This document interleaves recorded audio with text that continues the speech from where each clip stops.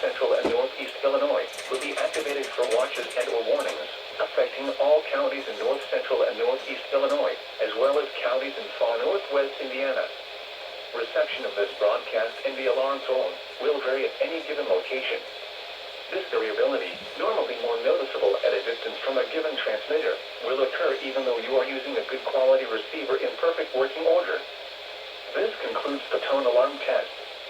We will now return to our regular program.